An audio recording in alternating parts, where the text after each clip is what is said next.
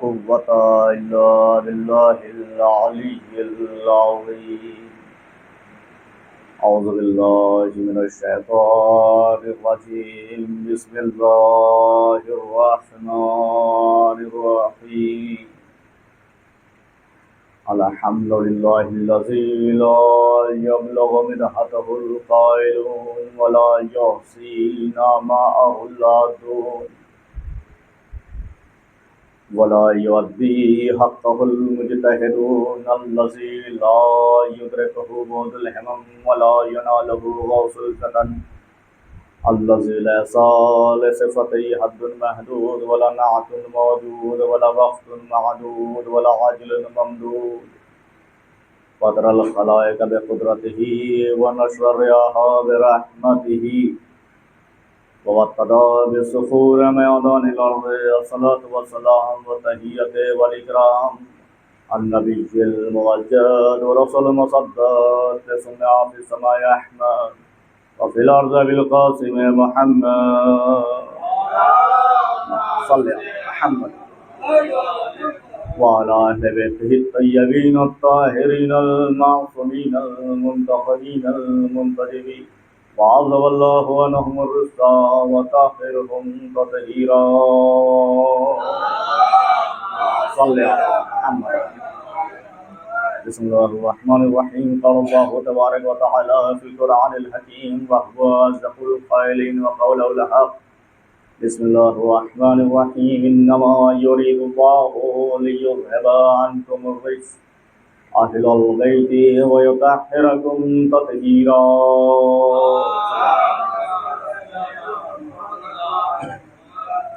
حضرات سامعین گرامی قدر، قابل احترام کرم ہے چہردہ معصومین کا، اور خصوصی صدقہ ہے بی بی شہزادی کونین مادر حسنین صدیقہ طاہرہ راضیہ مرضیہ بطول عذرا انسی حورا یعنی جناب فاطمہ زہرا سلام اللہ علیہ.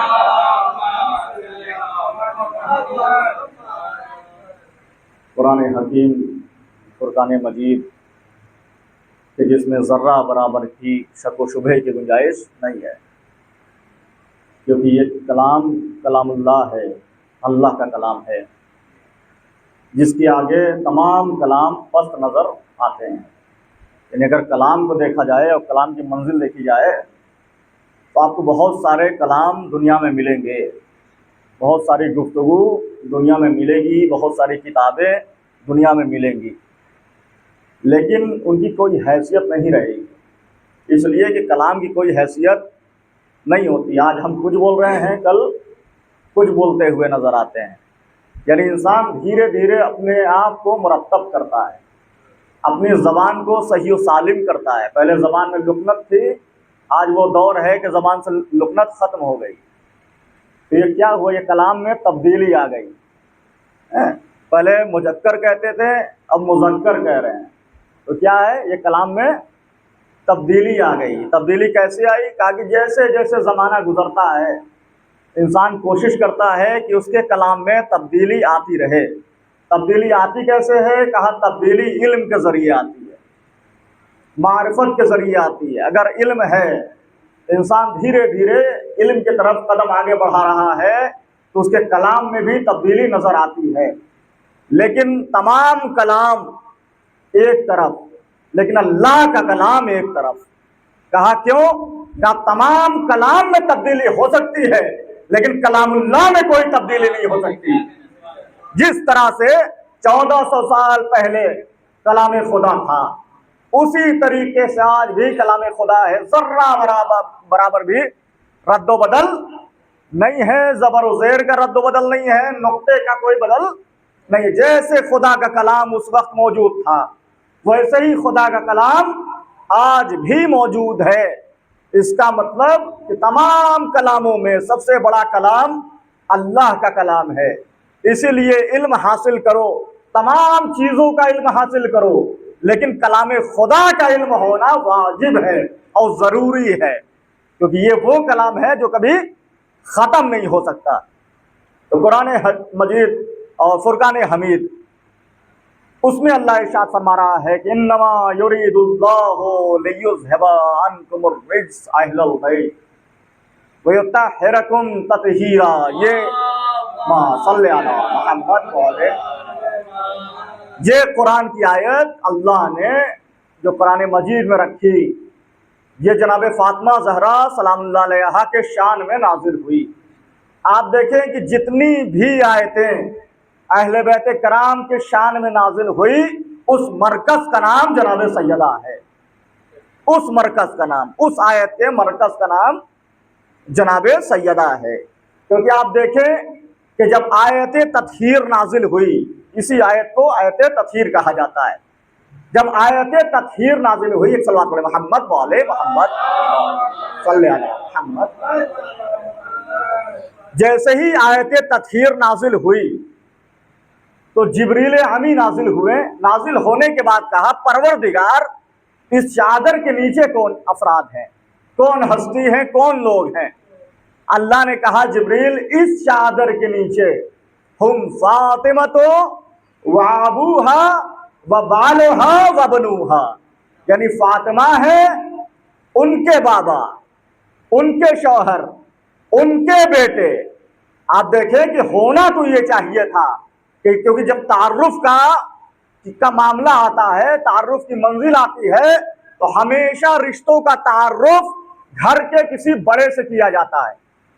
بھائی ہر رشتے کا تعارف کسی سردار سے کیا جاتا ہے، لیکن اللہ نے جب رشتے کا تعارف کروایا تو اللہ نے کہا کہ یہ فاطمہ، اس کے بابا، اس کے شوہر، اس کے بچے۔ ہونا تو یہ چاہیے تھا کہ اللہ کہتا کہ یہ محمد، اس کی بیٹی، اس کے داماد، اس کے نواسے، لیکن اللہ نے کیا کہا؟ میں کہوں گا اے پروردگار، یہ کیوں نہ کہا؟ تو نے فاطمہ کو مرکز کیوں بنایا؟ عجب نہیں اللہ کہے کہ اگر میں کہہ دیتا کہ یہ محمد، اس کی بیٹی، اس کے داماد، اس کے نواسے، تو آج دنیا میں نہ جانے محمد کے کتنے داماد ہوتے ہیں۔ آج دنیا میں نہ جانے محمد کے کتنے داماد ہوتے ہیں۔ تو لہٰذا میں نے فاطمہ کو مرکز بنایا۔ یہ فاطمہ، اس کے بابا، اس کے شوہر اور اس کے بچے۔ اچھا، مرکز جناب سیدہ کو بنایا۔ اللہ نے کہا کہ اگر میں محمد کو بولتا، محمد کا نام لیتا کہ یہ محمد، تو بھائی اس کے بعد میں نے نام تو نہیں لیا نا کہ کون سا داماد، کون سا بچہ، کون سے نواسا، نام تو نہیں لیا اس کے بعد۔ محمد، اس کی بیٹی، اس کے داماد۔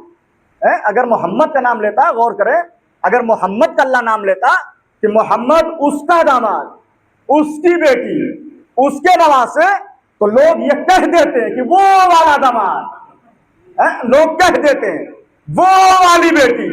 اللہ نے جناب زہرا کو مرکز بنا کر مسلمانوں کو سمجھایا ہے کہ دیکھو فاطمہ رسول اللہ کی اکلوتی بیٹی ہے، اکلوتی بیٹی ہے۔ صرف فاطمہ کا نام لیا ہے کہ فاطمہ، اس کے بچے، اس کے شوہر، اس کے بابا۔ تو لہٰذا فاطمہ کا نام لے کر اللہ نے بتایا کہ فاطمہ صرف رسول اللہ کی اکلوتی بیٹی کا نام ہے۔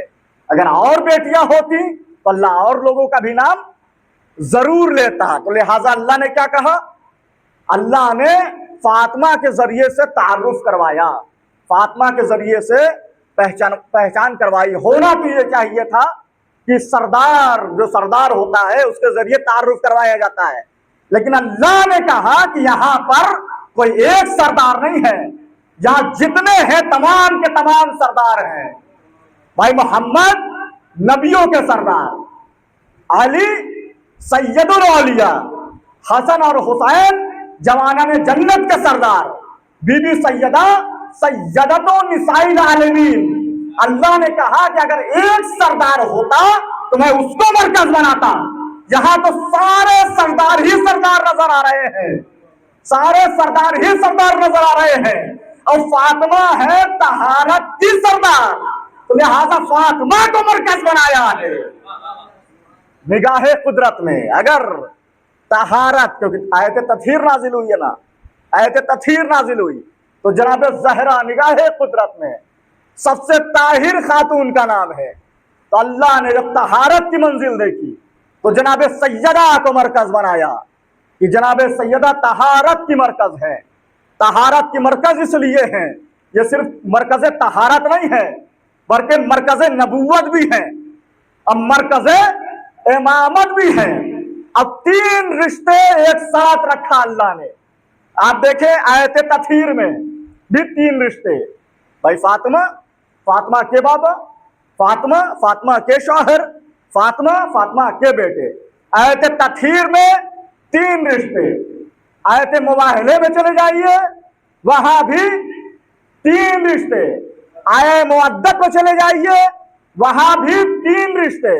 یعنی اللہ سمجھانا کیا چاہ رہا ہے، اللہ بتانا کیا چاہ رہا ہے. جہاں بھی اللہ نے بات کی وہاں جناب سیدہ کو مرکز بنایا. اب مرکز بنانے کے بعد اللہ نے کہا کہ یہاں صرف 3 رشتے نظر آ رہے ہیں. ایک رشتہ سیدہ کے بابا، ایک رشتہ سیدہ کے شوہر، ایک رشتہ سیدہ کے باپ کے بچے. یعنی 3 رشتے نظر آئے. یہ پورے معاملات میں تینوں آیتوں میں اگر دیکھا جائے تو تینوں رشتے جناب سیدہ سے منسوب کیا. منسوب کرنے کے بعد اللہ نے کہا کہ سنو، اب بعد رسول جب خلافت کی منزل آئے تو وہاں پر یہ نہ دیکھنا کہ کون نبی کا صحابی ہے. بھائی رسول اللہ اس دنیا سے چلے گئے، اللہ نے 3 رشتہ دیا جناب سیدہ سے. 3 رشتہ. ایک رشتہ ختم ہو گیا، نبوت ختم ہو گئی، ایک رشتہ ختم. 2 رشتے بچے، ایک امامت اور ایک خلافت. یہ 2 رشتہ جو نبی کے بعد چلا لوگوں میں، نبی کے بعد جو کچھ لوگ خلافت کے منزل میں آئے، کچھ امامت کے منزل میں آئے. تو 3 رشتے اللہ نے جناب سیدہ سے دیے. 3 رشتے جناب سیدہ سے دیے. اور اللہ نے کہا کہ سنو، جب محمد اس دنیا سے چلے جائیں تو کہیں اور جانے کی ضرورت نہیں ہے. بس یہ دیکھنا کہ یہ جو خلیفہ بن رہا ہے یہ جناب سیدہ کا کیا لگتا ہے، جناب سیدہ کا کیا لگ رہا ہے. اگر سیدہ کا شوہر ہے تو بسم اللہ، اگر سیدہ کا بیٹا ہے تو بسم اللہ. لیکن اگر ان دونوں میں سے کچھ نہیں ہے تو یہ سمجھ لینا کہ اللہ کا بنایا ہوا خلیفہ نہیں، مسلمان کا چنا ہوا خلیفہ ہے. 3 ہی رشتے تھے نا جناب سیدہ سے. ایک رشتہ ختم، 2 رشتے بچے. تینوں آیتیں بتا رہی ہیں کہ 3 رشتے جناب سیدہ سے. رسول اللہ اس دنیا سے چلے گئے، 2 رشتے بچے. اب بعد رسول کیا دیکھنا ہے کہ ان کا سیدہ سے کون سا رشتہ ہے. اب یہی تو دیکھنا ہے نا کہ ان کا سیدہ سے کون سا رشتہ ہے. اگر کوئی رشتہ نہیں تو یہ لوگوں کا بنایا ہوا ہے، اللہ کا بنایا ہوا نہیں ہے. صلوات پڑھیں محمد والے محمد. لہذا آیت تطہیر اللہ نے قرآن کریم میں نازل کی، اور نازل کرنے کے بعد کہا انما یرید اللہ لیذھب عنکم الرجس. انما یرید اللہ، صرف اور صرف اللہ کا ارادہ یہ ہے. یرید کا لفظ استعمال ہوا ہے جب یرید کا فاعل اللہ ہو. انما یرید اللہ، اگر یرید کا فاعل اللہ ہو تو وہاں پر زمانہ حال بھی آتا ہے، زمانہ ماضی بھی آتا ہے اور زمانہ مستقبل بھی آتا ہے. یعنی اللہ کا ارادہ ماضی میں بھی تھا، اللہ کا ارادہ حال میں بھی ہے، اللہ کا ارادہ مستقبل میں بھی ہے. یعنی انما یرید اللہ، اللہ کا ارادہ یہ ہے لیذھب عنکم الرجس اہل البیت، کہ وہ اہل البیت سے تمام رجس کو دور کر دے اور ایسا پاک کرے جیسا پاک کرنے کا حق ہے. اللہ کا ارادہ صرف حال میں نہیں، ماضی میں بھی تھا، حال میں بھی ہے اور مستقبل میں بھی رہے گا. جتنی بھی رجس ہیں وہ سب اہل بیت کرام سے دور نظر آئیں گی. اب اس پر لڑنے کی ضرورت نہیں ہے، پریشان ہونے کی ضرورت نہیں ہے، جھگڑنے کی ضرورت نہیں ہے کہ حسن حسن نہ کرے، حسین حسین نہ کرے، علی علی نہ کرے. अली अली न करे। भाई जो रिज से दूर है वो कभी अली अली नहीं कर सकता। मैंने यही तो कहा या अली सल्ले अला मोहम्मद। इससे कोई झगड़ा नहीं है। नजासत अहले बैत कराम के करीब नहीं आ सकती। अच्छा आप ये कहेंगे कि कितना दूर है ये रिज्स जो अल्लाह ने रखा, इस गंदगी को जो अल्लाह ने रखा अहले बैत कराम से दूर, तो कितना दूर है। अगर इसको समझना हो तो कुरान करीम की वो आयत अकरबती सात, कयामत करीब है, कुरान कह रहा है कयामत करीब है, सैकड़ों बरस गुजर गए। अब कुरान क्या कह रहा है कि कयामत करीब है, कयामत करीब है, कयामत करीब है। अब आप इससे ही अंदाजा लगा लीजिए ना कि जिसका करीब इतना कर दूर हो उसका दूर कितना दूर होगा।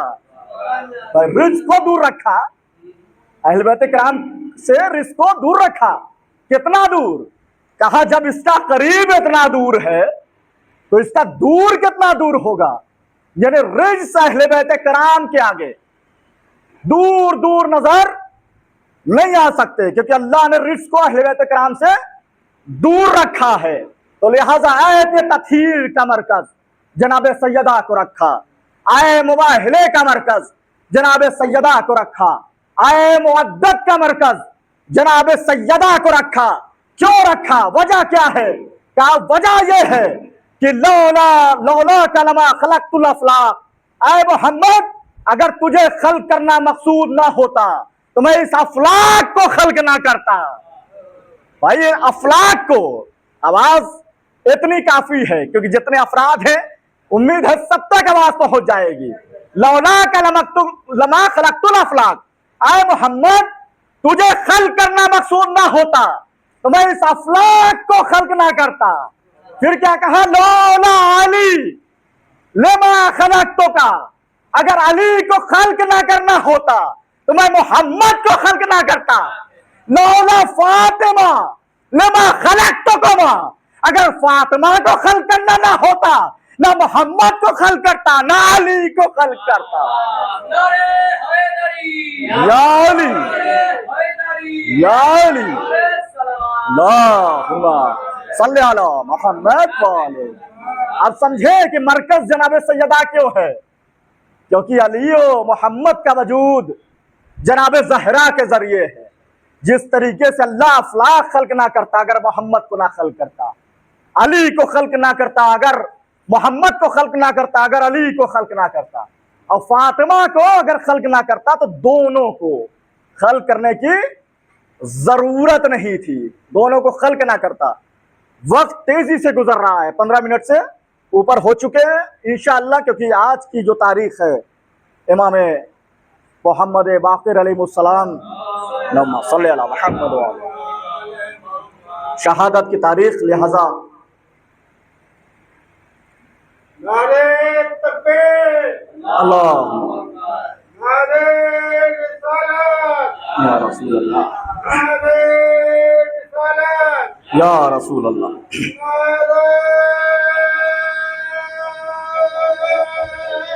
तकबीर, आवाज़े बुलंद तलवार। क्योंकि तारीख हो और उनका जिक्र ना हो, भाई दादी का जिक्र हो गया है तो पोते का होना तो ज़रूरी है, और ऐसे भी तारीख जिस इमाम की हो उस इमाम का जिक्र होना हर हाल में ज़रूरी है कि मालूम होना चाहिए कि किसके शान में इस मजलिस को इनेकाद किया गया है, किसकी शहादत की तारीख है। शहादत जनाब मोहम्मद बाक़िर अलैहिस्सलाम।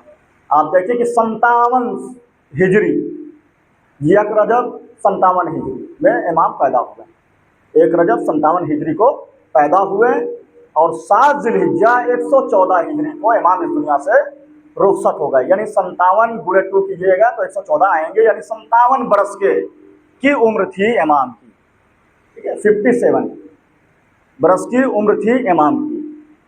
इस 57 साल की ईयर में इमाम ने क्या किया, कौन से कारनामे अंजाम दिए, आप देखें कि वाक़यात इमाम के भरे पड़े हैं। और ज़ाहिरी तौर पर मैं बताता चलूँ, थोड़ा कम कीजिए, थोड़ा सा बताता चलूँ कि इमाम का नाम محمد ہے، نام محمد ہے۔ لقب 3 لقب جو سب سے زیادہ مشہور ہوئے ہیں، ایک ہادی، ایک باقر اور ایک شاکر۔ یہ 3 لقب امام کے موجود ہیں جو ہر کتاب میں لکھے گئے ہیں۔ اور اگر کنیت پہ غور کیا جائے تو ابو جعفر، جو جعفر کے والد ابو جعفر ان کی کنیت تھی۔ تو یہ لقب اور کنیت۔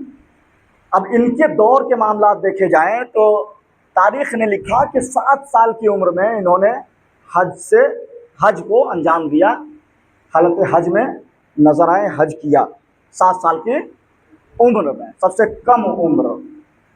اور ان کے زمانے کے معاملات میں دیکھا جائے تو باقر، جیسے آپ جانتے ہیں باقر العلوم، ان کا لقب بہت زیادہ مشہور ہے، تمام لوگ جانتے ہیں کہ باقر العلوم سب سے زیادہ مشہور ان کا، کیونکہ ان کے فرزند جعفر صادق علیہ السلام سب سے زیادہ وقت ملا یونیورسٹی کو قائم کرنے کا، اس میں طلاب کو رکھنا، اور ہزاروں ہزار طلاب پڑھتے تھے اور دیگر مقامات پر جاتے تھے اور علم کو پہنچایا کرتے تھے۔ تو یہ جو یونیورسٹی بنائی گئی، یہ جو کالج بنایا گیا اس دور میں، اس کی بنیاد کس نے رکھا؟ کہا بنیاد امام محمد باقر نے رکھا۔ امام محمد باقر نے اس کی بنیاد رکھی، یعنی ماحول کو سازگار بنایا، بنیاد رکھی۔ اچھا، ان کے دور میں کیا ہوا؟ ایک وقت کا معاملہ یہ ہے کہ امام محمد باقر اور امام جعفر صادق علیہ السلام دونوں لوگ خود روایت، امام جعفر صادق علیہ السلام خود روایت کر رہے ہیں کہ ایک دن میں اپنے بابا کے ساتھ گھر سے باہر نکلا مدینہ منورہ میں، اور ایک ایسے علاقے میں گیا کہ جہاں عیسائی رہا کرتے تھے، عیسائی کا علاقہ تھا، عیسائی لوگ وہاں رہا کرتے تھے۔ اب وہاں ایک پوپ آیا ہوا تھا، پادری، جو درس دینے کے لیے وہاں پر موجود تھا، آیا ہوا تھا، بہت نام مشہور تھا، لوگ دور دور سے اس پوپ کے پاس آتے تھے تاکہ کچھ معلومات حاصل کر سکیں۔ تو امام خود فرماتے ہیں، امام جعفر صادق علیہ السلام، کہ میرے بابا نے میرے ہاتھ کو پکڑا اور لے کر اس علاقے میں چل دیے، مدینہ منورہ کے اس علاقے میں پہنچے۔ اچھا، اس پوپ نے جب دیکھا، کیونکہ مجمع لگا ہوا تھا، لوگ بھرے پڑے ہوئے تھے، بھائی دیکھنے کے لیے لوگ موجود تھے۔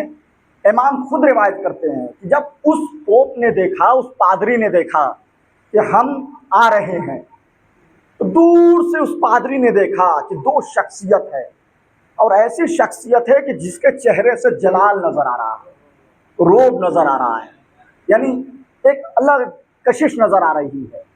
اس پوپ نے کہا کہ ہٹو ہٹو، انہیں راستہ دو تاکہ یہ آ جائیں، میرے پاس آئیں، ہٹو ہٹو راستہ دو۔ تمام لوگ ہٹے، دونوں ہستی، دونوں امام وارد ہوئے، اس پوپ کے پاس پہنچے۔ اچھا، جیسے ہی اس پادری کے پاس پہنچے تو پادری نے کہا کہ اچھا یہ بتائیے کہ آپ ہم میں سے ہیں، یعنی عیسائی میں سے ہیں، یا اس محمد کے طرفدار ہے، یعنی مسلمان، آپ کدھر سے ہیں؟ تو کہا کہ ہم امت محمد میں سے ہیں۔ کہا اچھا امت محمد میں سے ہیں، اچھا آپ یہ بتائیے کہ آپ ان کے علماء میں سے ہیں یا جہلا میں سے ہیں؟ پادری کہہ رہا ہے ان کے علماء میں سے ہیں یا جہلا میں سے ہیں؟ امام نے کہا کہ ہم جہلا میں سے نہیں ہیں۔ دیکھیے، باقر العلوم، علم کے سینے کو چاک کرنے والا، دوبارہ کاشت کرنے والا، اس کو کہتے ہیں باقر، کاشت کرنے والا، سینے کو پھاڑ کے علم نکالنے والا، اس کو کہتے ہیں باقر۔ کہا کہ ہم جاہل میں سے نہیں ہیں، جہلا میں سے نہیں ہیں۔ کہا کہ اچھا تو کچھ سوالات ہیں، اس کا جواب دے دیجیے۔ کہا بسم اللہ، بھائی امام آئے اسی لیے تھے تاکہ جواب دیے جائیں۔ تو اس پوپ نے کہا کہ میرا پہلا سوال یہ ہے کہ وہ کون سی زمین ہے کہ جہاں سورج صرف ایک بار چمکا، نہ اس سے پہلے کبھی چمکا تھا نہ اس کے بعد کبھی چمکے گا، وہ کون سی زمین ہے؟ مولا نے سنا، امام محمد باقر علیہ السلام نے سننے کے بعد مولا نے جواب دیا، کہا کہ وہ زمین دریائے نیل والی زمین ہے، کہ جب موسیٰ اپنی قوم والوں کو لے کے جا رہے تھے اور فرعون پیچھے پڑا ہوا تھا کہ قتل کر دیں، تو وہاں اللہ نے دریا میں راستہ بنایا تو سورج کی روشنی اس راستے پہ پڑی. پھر سے جب دریا ملا تو نہ اس سے پہلے کبھی سورج چمکا تھا نہ اس کے بعد کبھی چمکے گا. بس وہی ایک مرتبہ اس زمین پر سورج چمکا. اچھا آپ نے تو کہا تھا کہ آپ عالم نہیں ہیں. آپ نے تو کہا تھا آپ عالم نہیں ہیں. کہا کہ نہیں آپ نے غور نہیں کیا. میں نے کہا تھا کہ ہم جاہل میں سے نہیں ہیں یعنی جوہلا میں سے نہیں ہے. کہا اچھا ایک اور سوال کا جواب دے دیجیے. کہا کون سے سوال کا جواب؟ کہا کہ یہ بتائیے کہ وہ کون سے دو بھائی ہیں کہ جو پیدا ایک ہی دن ہوئے اور ایک ہی دن اس دنیا سے گئے یعنی انتقال کر کے گئے اور پھر بھی دونوں کی عمر سیم رہی, ایک رہی, عمر نہ کم نہ زیادہ. پیدا ایک ہی دن ہوئے, مرے ایک ہی دن, دونوں کی عمر سیم تھی لیکن فرق یہ ہے کہ ایک دوسرے سے 100 سال بڑا تھا. دیکھیے سوال پر غور کیجیے گا. پیدا ایک ہی دن ہوئے, اس دنیا سے ایک ہی دن گئے, انتقال کر گئے, لیکن ایک بھائی دوسرے بھائی سے 100 سال بڑا تھا. اس نے جیسے ہی سوال کیا سوچا کوئی عام آدمی ہو گیا, کیا جواب دیں گے بھائی, پھنس جائیں گے, ہم سے کوئی سوال کر دے آدمی دماغ وہ ہو جاتا ہے. امام باقر العلوم جیسا لقب پانے والے امام نے فوراً کہا کہ یہ واقعہ ہمارے قرآن میں بھی ہے اور تیرے انجیل میں بھی ہے. کہا کون سا واقعہ؟ کہا عزیر اور عزیرہ, یہ دونوں بھائی تھے جو پیدا ایک ہی دن ہوئے اور ایک ہی دن اس دنیا سے انتقال کر گئے. لیکن ایک بھائی جو بڑا بھائی تھا عزیر, وہ 100 سال تک سوتا رہا. 100 سال تک اللہ نے سلا دیا. اب وہ جب جاگا, جب سویا تو اس کی عمر جو ہے 49 کی تھی. جب جاگا تو 1 سال زندہ رہا یعنی 50, اس دنیا سے چلا گیا. اس کے بھائی کی عمر 149, جب اس کی 49 تھی, جب سو رہا تھا 49, اس کی بھی 49 تھی. اب یہ سو گیا, اس کی عمر بڑھتی رہی. یہ سو گیا, اس کی عمر بڑھتی رہی. تو جب جاگا ہے تو اس کی عمر 49 تھی اور اس کی عمر 149, کیونکہ 100 سال تک یہ سوتا رہا اور وہ اپنا عمر بڑھتی چلی گئی. وہاں عمر بڑھ رہی ہے. اپنے 1 سال تک زندہ رہے, اس کے بعد دونوں بھائی اس دنیا سے چلے گئے. یعنی دونوں سال, ان کی 50 میں, ان کی 150 میں اس دنیا سے دونوں لوگ ایک ساتھ انتقال کر گئے. کہا کہ یہ کیسے ہوا؟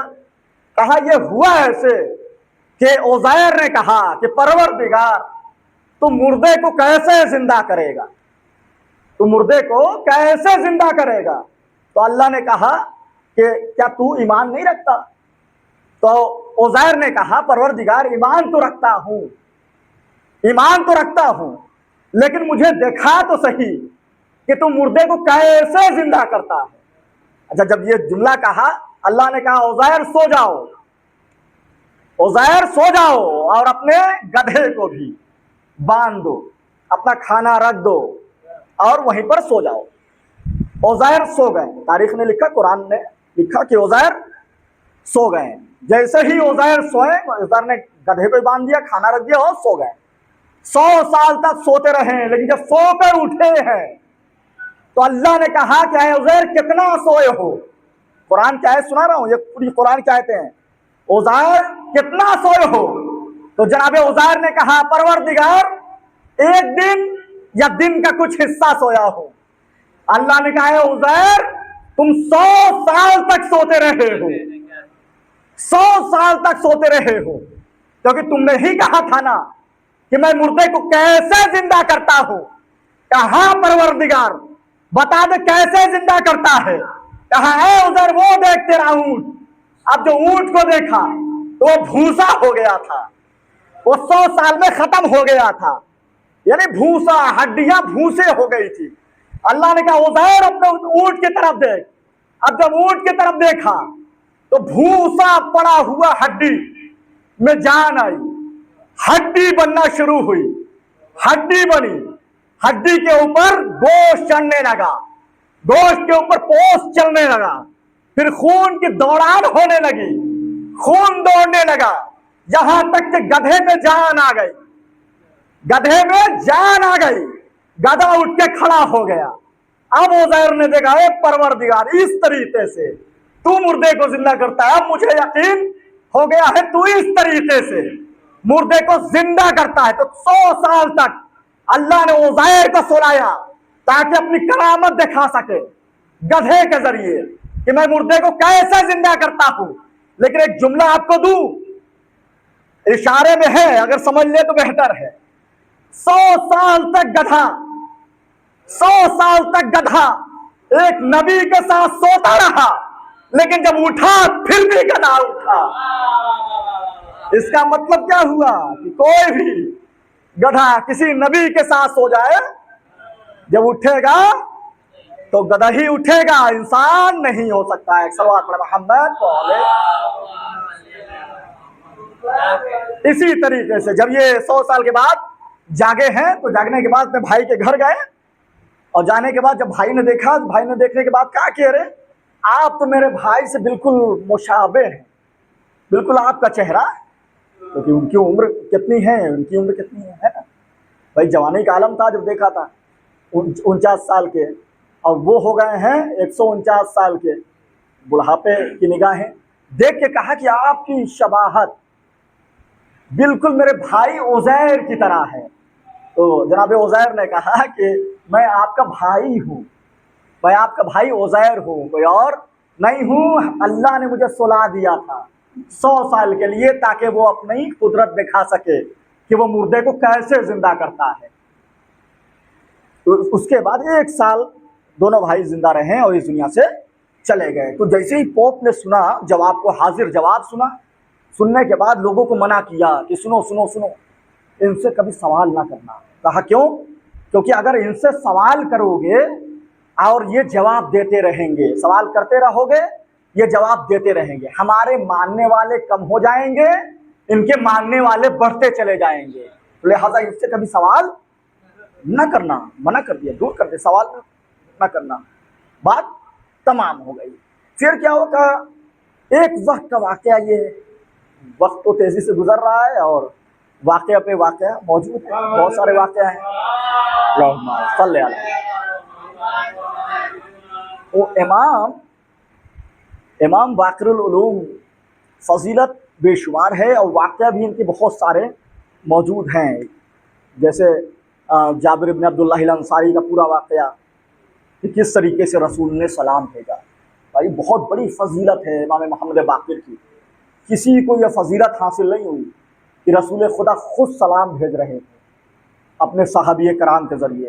ये सुनो कि जब बाक़िर आ जाए या तुम वो ज़माना पा जाओ कि तुम उस ज़माने में ज़िंदा रहोगे। इमाम हुसैन को अपने आगोश में रसूलुल्लाह ने रखा हुआ था, इमाम हुसैन को चूम रहे थे। इतने में जाबिर आ गए। जैसे ही जाबिर आए तो जाबिर को करीब बुलाया, कहा जाबिर तुम उस ज़माने में ज़िंदा रहोगे जब मेरा एक वारिस बाक़िर नाम से आएगा, और सुनो जब तुम उस ज़माने में रहोगे ना, जब वो आ जाए तो वो उनको मेरा सलाम कहना कि रसूल ने आपको सलाम भेजा। तो तारीख़ ने लिखा कि वक्त गुज़रता रहा और जाबिर जब तक देखने के लायक थे, हर मस्जिद में, हर वो जगह जो मुक़द्दसात थी, जाबिर जाया करते थे और ढूंढते रहते थे, तलाश में लगे रहते थे कि बाक़िर कहाँ है। जब देखना बंद हो गया, बिनाई ख़त्म हो गई, तब तारीख़ ने लिखा कि अब इन्होंने क्या किया, अब ये बोलना शुरू कर दिया, बाक़िर बाक़िर बाक़िर। जहाँ चाहते थे, चौराहे पर, गली में, कहीं भी जा रहे हैं, एहसास हो रहा है तो बस बाक़िर बाक़िर ज़बान पर मौजूद रहता था। यहाँ तक कि लोग इनको दीवाना समझ रहे थे, यानी पागल हो गए हैं, दीवाने हो गए। लेकिन ये तो जानते थे कि रसूल खुदा ने कहा है, पुराएगा नहीं कहा होगा। वो दौर आया कि जब इमाम ज़ैनुल आबिदीन अलैहिस्सलाम इमाम बाक़िर को लेकर जाबिर के पास आए। आने के बाद कहा कि बाक़िर जाबिर के पेशानी को बोसा दो, पेशानी को बोसा दो। इमाम बाक़िर ने जाबिर के पेशानी को बोसा दिया, चूमा। जैसे ही चूमा, खुशबू महसूस हुई जनाब जाबिर को, खुशबू जैसे ही महसूस हुई, फ़ौरन कहा कि मौला रसूल खुदा ने आपको अपना सलाम भेजा है। ये बाक़िर उस हस्ती का नाम है ایسی عظمت کسی اور امام کو نہیں ملی کہ رسول خود سلام بھیج رہے ہوں کسی صحابہ کرام کے ذریعے۔ بچپن کا عالم ہے، کنویں میں گر گئے، مجمع لگا ہوا ہے کہ بچہ کنویں میں گر گیا، باقر کنویں میں گر گئے، لوگ جمع ہو گئے، بھیڑ جمع ہو گئی، لوگ دیکھ رہے ہیں کہ اب کیا ہوگا۔ لوگوں نے سوچا کہ باقر ختم ہو گئے ہیں، ادھر امام کے گھر پر امام نماز میں مشغول ہیں، چوتھے امام نماز میں مشغول ہیں۔ زوجہ جیسے ہی کانوں میں آواز پہنچی، نرجس خاتون جیسے ہی کانوں میں آواز پہنچی ہے تو آ کے دیکھا کہ امام نماز پڑھ رہے ہیں، وہاں پر کچھ نہیں کہا۔ اور کوئی خاتون ہوتی تو فوراً کہتی نا جا کے جاؤ بچہ گر گیا ہے، جا کے نکالو، نماز میں مشغول کیوں؟ کیونکہ یہ عظمت جان رہی ہے امام کی، خاموش کھڑی ہوئی ہے۔ جیسے ہی نماز سے فارغ ہوئے، جلدی جیسے نماز سے فارغ ہوئے، زوجہ نے بتایا، فوراً کنویں کے پاس گئے۔ اب جیسے ہی باپ کو آتے ہوئے لوگوں نے دیکھا کہ ان کا فرزند گرا ہے، ہٹو راستہ دو، امام کو آنے دو۔ امام زین العابدین علیہ السلام کنویں کے پاس آئے، جیسے ہی کنویں کے پاس آئے تمام لوگوں نے دیکھا کہ امام نے ہاتھوں کو بڑھایا، بڑھانے کے بعد کہا، اے کنویں کے پانی، میری امانت مجھے واپس کر دے۔ جیسے یہ جملہ کہنا تھا، پانی کنویں کا اوپر ہوتا گیا، اتنا اوپر ہوا کہ امام محمد باقر کنویں کے پانی کے اوپر نظر آئے۔ امام نے ہاتھ بڑھایا، امام محمد باقر ہمک کر چوتھے امام کے آگوش میں چلے آئے۔ تاریخ نے لکھا کہ یہاں تک کہ امام کا لباس بھی ترنا تھا، امام محمد باقر کا لباس بھی ترنا تھا، یعنی کنویں کے پانی میں لباس تک ترنا کیا، گھمک کر فوراً بابا کے پاس۔ لوگوں نے کہا کہ مولا امام کب سے گرے ہوئے تھے، کافی وقت ہو گیا، بھائی امام کا لمبا سجدہ رہا کرتا تھا، کتنا وقت مولا ہو گیا، آپ اتنے وقت سے کر کیا رہے تھے؟ کہا کہ میں اللہ کی عبادت کر رہا تھا۔ کہا کہ مولا بیٹا کنویں میں گر گیا، کیا آپ کو فکر نہیں تھی کہ بیٹے کو کچھ ہو جاتا تو کیا ہوتا؟ تو مولا نے کہا کہ سن، میں اس خدا کی عبادت کر رہا تھا، جب میں نے اس کے سجدے میں خیانت نہیں کی تو وہ میری امانت میں خیانت کیسے کر سکتا ہے؟ اتنا مطمئن دل، میں نے اس کے سجدے میں خیانت نہیں کی، جس طریقے سے میں روزانہ کرتا تھا اسی طریقے سے۔ یہ امتحانات ہوا کرتے تھے امام کے، ہر منزل میں امام نظر آئے ہیں۔ امام باقر علیہ السلام بہت عظمت والی شخصیت ہے، اور یہی وہ شخصیت ہے کہ جنہوں نے علم کو پھیلانا شروع کیا، اور دھیرے دھیرے وہ وقت آیا کہ علم پھیلتا ہوا پوری دنیا میں نظر آ رہا ہے۔ ہر طریقے کا علم امام نے لوگوں تک پہنچایا ہے۔ اور آپ دیکھیں، ان پر رونے کے لیے، ان پر آنسو بہانے کے لیے اتنا کافی ہے کہ کربلا کے میدان میں 2.5 سال کی عمر تھی امام محمد باقر علیہ السلام کی، 2.5 سال کی عمر تھی کربلا کے میدان میں۔ تاریخ میں 2.5 سال لکھا ہے، لیکن اگر 57 ہجری سے دیکھا جائے تو 3.5 سال یا 3 سال آپ لے سکتے ہیں۔ تو 2.5 سال یا 3 سال کی عمر امام کی تھی کربلا کے میدان میں، کہ جب مدینہ منورہ سے امام حسین کے ساتھ، اپنے بابا کے ساتھ میدان کربلا میں امام گئے، اور امام ہر واقعات کے خود شاہد رہے کہ جو بھی میدان کربلا میں ہوا، زینب ام کلثوم اور تمام بیویوں کے سروں سے چادریں چھینی گئیں، امام سب منظر دیکھ رہے تھے، خیموں میں آگ لگائے گئے، امام منظر دیکھ رہے ہیں، یہاں تک کہ جب بازار شام میں پہنچے ہیں، تو بازار شام کا واقعہ امام نے بیان کیا کہ جیسے ہی ہم بازار شام میں پہنچے تو بہت سارا ظلم بازار شام میں ہوا۔ بازار شام میں یہ ہوا کہ جیسے ہی ہم بازار شام میں پہنچے ہیں تو منادی نے ندا دی کہ آؤ دیکھو یہ باغی آ رہے ہیں۔ جیسے ہی یہ لوگوں کا کہنا تھا کہ لوگوں نے اپنے ہاتھوں میں پتھر اٹھائے، عورتوں نے کھولتا ہوا پانی لیا، ایک بلندی پہ کھڑے ہو کر ہمارے اوپر پانی بھی ڈالا کرتی تھی، اب پتھروں سے مارا بھی کرتی تھی۔ امام نے کہا کہ اتنا بڑا ظلم ہم پر ہوا کہ جب ہم دربار میں پہنچے تو میرے بابا پہ اتنا بڑا ظلم ہوا کہ یزید اپنے دربار میں اپنے تخت پر بیٹھا ہوا تھا اور میرے بابا زمین پر بیٹھے ہوئے تھے، ہاتھوں میں ہتھکڑیاں تھی، پیروں میں بیڑیاں تھی، گلے میں خاردار طور تھا۔ یزید اپنے تخت پر تھا، میرا بابا بیڑیوں میں جکڑا ہوا زمین پر بیٹھا ہوا تھا۔ امام امام کے دور میں امام کے چاہنے والوں نے بڑا سوال کیا کہ امام آپ کے دور میں سب سے بڑا ظلم کون سا ہوا؟ کربلا کے میدان میں آپ کے سامنے سب سے بڑا ظلم کون سا ہوا؟ تو امام نے بتایا کہ بہت سارے ظلم ایسے تھے جو میرے سامنے غمزدہ تھے، جو برداشت کے قابل نہ تھے، یہاں تک کہ امام نے جب آخری وقت آیا، حشام ابن عبد الملک ملعون نے امام کو زہر دغا سے شہید کیا۔ جس طریقے سے امام زین العابدین علیہ السلام کو شہید کیا گیا تھا، اسی طریقے سے حشام بن عبد العزیز نے امام کو زہر دغا سے شہید کیا۔ جیسے ہی امام کو زہر دیا گیا، امام نے زہر کو نوش کیا۔ امام نے فوراً اپنے فرزند جعفر صادق کو قریب بلایا، بلانے کے بعد وصیت کی کہ اے میرے بیٹے، تمہیں معلوم ہے نا کہ معصوم کو غسل معصوم ہی دیتا ہے، معصوم کو کفن معصوم ہی پہناتا ہے، معصوم کو دفن معصوم ہی دیتا ہے۔ اے میرے بیٹے، قبر میں تم ہی اترنا، اے میرے بیٹے غسل تم ہی دینا، اے میرے بیٹے کفن تم ہی پہنانا۔ جب امام اس دنیا سے جانے لگے تو امام نے ایک وصیت کی، اے میرے بیٹے یہ 800 درہم رکھ لو اور یاد رکھنا، یہ 800 درہم رکھو، اس درہم سے 10 دن مجلس میرے نام سے قائم رکھنا۔ اب بھی میدان مینا میں امام کے نام پہ مجلس ہوا کرتی ہے، یہ امام کی وصیت تھی کہ میرے نام سے مجلس کرنا۔ میں چاہتا ہوں کہ اس مجلس میں میرے جب کے مصائب پڑھے جائے، میرے جب پہ مظالم ڈھائے گئے، ان تمام مظالم کو پڑھے جائے۔